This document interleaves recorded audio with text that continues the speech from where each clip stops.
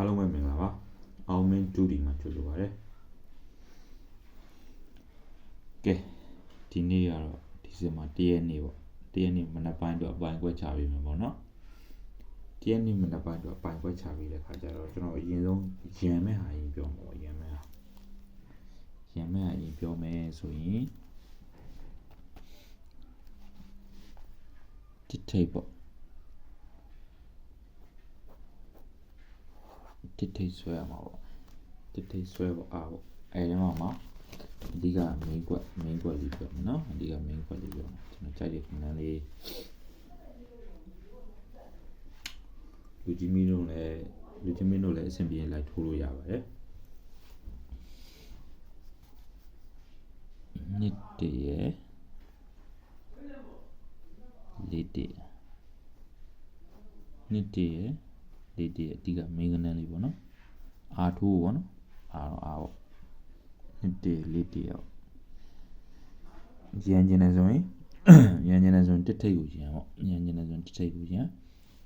ထိုးမှဆိုရင်နှစ်တည်းနဲ့လေးတည်းကိုထိုးကဲဒီနေ့ကတရက်နေ့လေးဖြစ်တယ်ဒါကတော့ 2D ပေါ့ဒါ 2D ပေါ့တရက်နေ့လေးဖြစ်တယ်3D ကြောင့်ပေါ့နော် 3D 3နာရီထွက်ပေါ့ 3D 3နာရီထွက်တဲ့ခါကျရင်မပေးလိုက်ရမှာဆိုလို့ပေါ့နော်တစ်ခါလေးပေးလိုက်ပါမယ်နှစ်လေးတခွက်တည်းနှစ်လေးတခွက်တည်းလိုက်ထိုးကြည့်ပေါ့နော်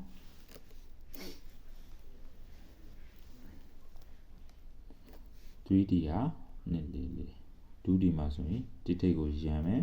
ပြီးတော့အော်အောင်လဲဆိုတော့နှစ်တင်နဲ့ဒီတင်နဲ့ကိုအော်လိုက်ပေါ့နော်ကြည့်ထိုးပေါ့ကိုယ့်အောင်ကိုအဆင်ပြေအောင်ကြည့်ထိုးပေါ့မှန်တဲ့ခါလေးရှိမှားတဲ့ခါလေးရှိမှာဒါကျွန်တော်ရတဲ့ခဏလေးပေါ့နော်နှစ်တစ်ပါ 2D ဟာနှစ်တစ်ပါ 2D နော် 3D ဟာနှစ်လေးပါနော်တေချာလေးမှတ်တာပါကဲကျွန်တော်ဖုန်းနံပါတ်က09860910အမင်း 2D ပါဟုတ်ကဲ့အားလုံးကျေးဇူးတင်ပါတယ်